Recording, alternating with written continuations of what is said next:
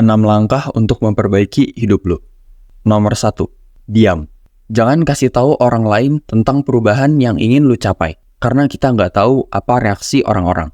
Akan bagus kalau mereka nyemangatin lo. Tapi kalau sebaliknya, lo malah dapet cacian, misal, nggak mungkin lo konsisten olahraga.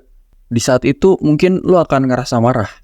Lo nggak mau motivasi terbesar lo hanya untuk nge-impress orang. Atau lebih parah, ngebuktiin ke orang lain kalau lo tuh bisa. Karena lo hanya butuh membuktikan ke diri sendiri aja kalau lo tuh bisa. Karena lo ngelakuin ini untuk diri lo sendiri, bukan untuk orang lain. Nomor 2, mulai sebelum siap. Lo nggak akan pernah merasa siap. Ambil contoh lo mau lari. Lo nggak perlu beli sepatu lari. Lo nggak perlu nonton 100 tutorial bagaimana teknik lari yang bagus. Untuk lari, lo hanya perlu keluar rumah dan mulai lari. Karena perubahan cuma terjadi melalui aksi yang lo lakukan. Setelah lo mulai, baru cari tahu detailnya seiring lo berproses menjadi lebih baik.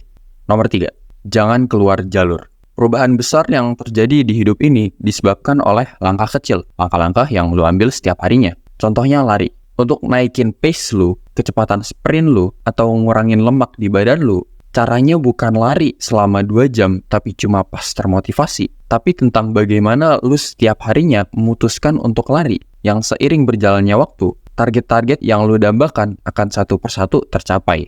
Nomor 4, memperlancar jalur. Memperlancar jalur artinya adalah ngejadiin lingkungan lu lingkungan yang optimal agar tetap konsisten. Karena lingkungan kita bisa ngerusak atau ngebantu kita. Kita tahu kalau ada PS5 di ruang tamu, akan sangat mungkin kita bakal main PS. Tapi ada juga sebaliknya. Akan sangat mudah bagi lu untuk lari pagi. Kalau pas bangun pagi, hal pertama yang lu lihat adalah sepasang kaos kaki, sepatu, dan kaos. Intinya, buatlah lingkungan yang dimana lu susah melakukan kebiasaan buruk dan buatlah lingkungan yang mendukung agar lu mudah melakukan kebiasaan baik. Nomor 5, lakukan dengan cara lu.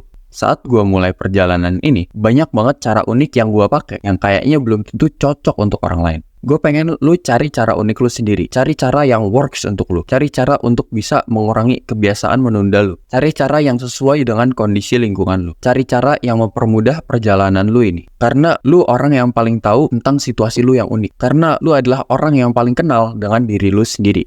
Nomor 6, bersyukur. Setelah lu merasakan kebiasaan-kebiasaan baru lu, cari sedikit waktu untuk bersyukur. Karena lu ada di jalan yang benar. Di momen lu mulai membangun kebiasaan-kebiasaan baik, akan ada penyesalan yang datang. Penyesalan tentang, kenapa nggak mulai dari dulu? Sekarang udah telat. Lu harus menang melawan penyesalan ini.